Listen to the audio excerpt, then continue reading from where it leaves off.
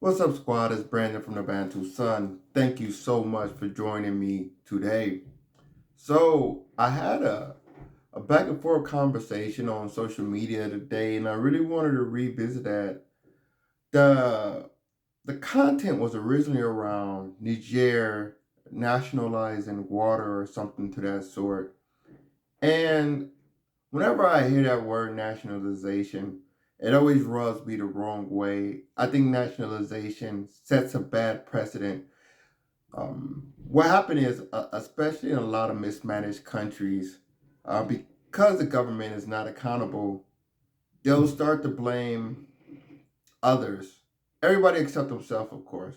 And then they'll say, we'll nationalize it. That will be the people's resources, which is actually the quite opposite of what it is.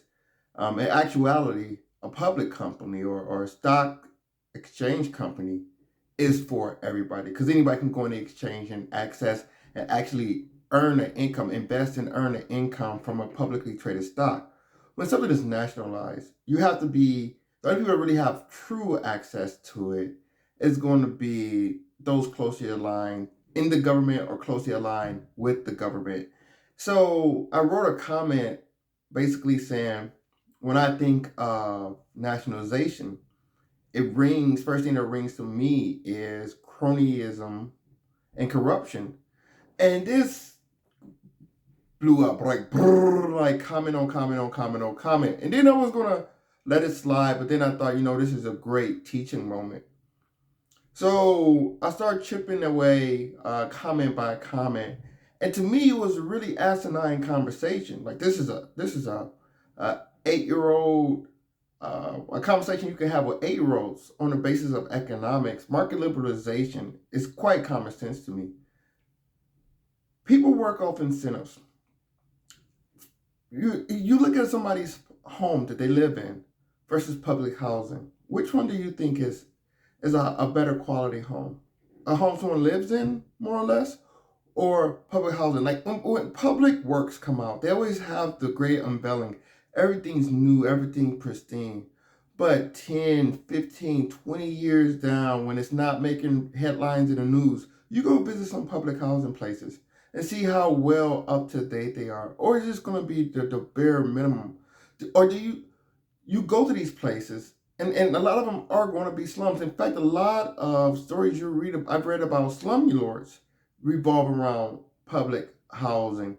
Um, Rarely is the case when it's someone's own personal dwelling where they're invested in that property that is going to go by wayside because they understand it has an inherent value that they want to upkeep because they're reliant on that income. So, and this comes from them having interest in the property. If you want people to do something, you have to make it in their best interest. And the easiest way to make it in their best interest is to give them the opportunity for financial return. This is the most universal language in the planet. So that just the whole concept of government ownership versus privatization to me is so 30 years ago. It's beyond 30 years ago. It's 50 years ago when the Chinese, even the communist Chinese, liberalized their market. So it's a real asinine conversation. But I understand a lot of people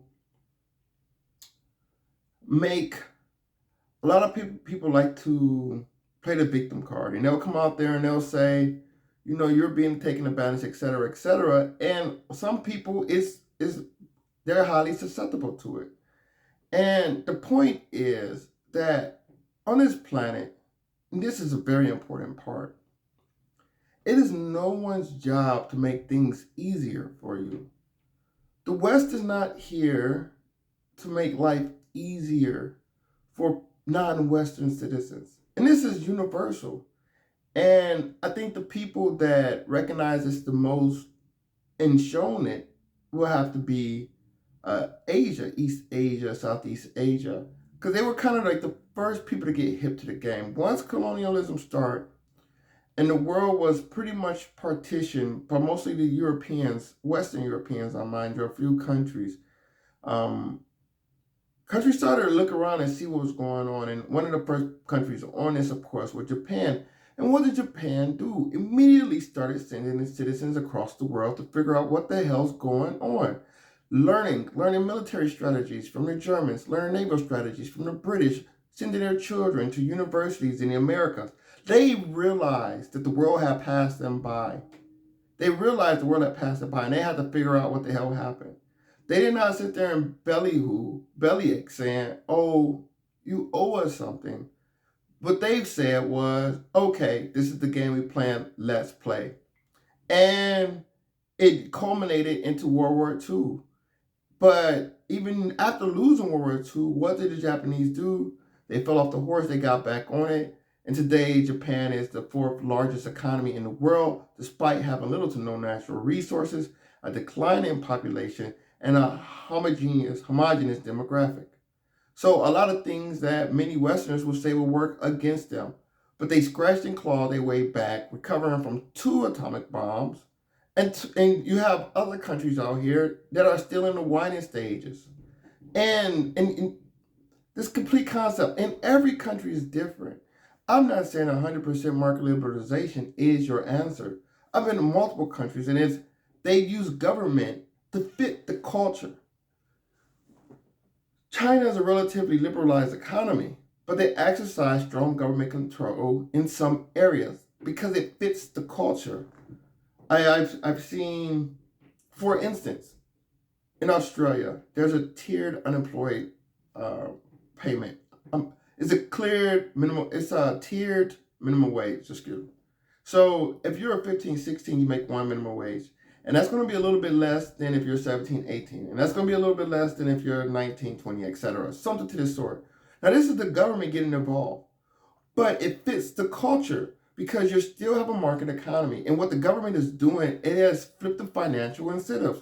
What they're trying to do is they're trying to get young people involved into the job market early so that when they become older and that minimum wage increase, which basically priced them out of those lower tier jobs, they've already had experience to go into an adult workforce. Now you contrast that with America. In America, you'll have 16-year-olds competing with adults for the same job. So, of course, the teenagers are going to be disadvantaged versus the adults because the job employer is going to want to hire a more mature adult than some 16-year-old, more or less. Conversely, America will have a higher teenage unemployment rate, in theory, right? So, and that high teenage unemployment rate is a backlash, right? Because what's going to happen with all those teenagers? Because they can't compete with the adults at the same minimum wage price, what do they do with their free time? A fair amount of them get into trouble and hang around the wrong people. So Australia tries to counteract that by getting these young people engaged in the economy early and often. So it's not that market liberalization solves all problems, but fundamentally, if the fundamental purpose of a nation state is to improve the quality of life of its citizens, and the citizens' decisions are only as good as their choices, and their choices are only as good as their options. The goal of the government should be to maximize those options. And you maximize those options by throwing a crap ton of companies out there that make it beneficial to produce. There's an abundance of productivity, giving options to your citizens. America doesn't hold on to industry.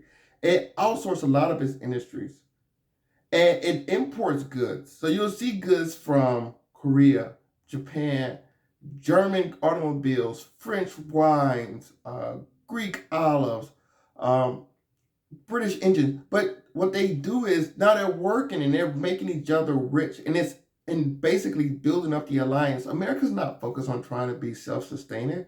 It's trying to build an entangled network of alliances. Whereas they advance, they bring up their partners. And I use American example because no one has played the geopolitical game over these last 300 years better than the Americans. Like it or love it or hate it, it's just a fact. It's just a fundamental fact. So I hear some of these countries, they talk about nationalization, shutting off markets, speaking niche languages, all types of things that is going to make them economically challenged. They were the anti-Singapore model. Another great model out there for advancement is Singapore. What do? They didn't go around trying to get rid of all the Europeans. They said, okay, how can we make this work for us? They kept the English language. In fact, made it the lingua franca of business. And on top of that, they open up their markets to bring in companies. Those companies bring capital in terms of money as well as talent and investment. And this is what allowed Singapore to advance so fully. They didn't have to go through the entire economic cycle from man to horse and carriage, automobile.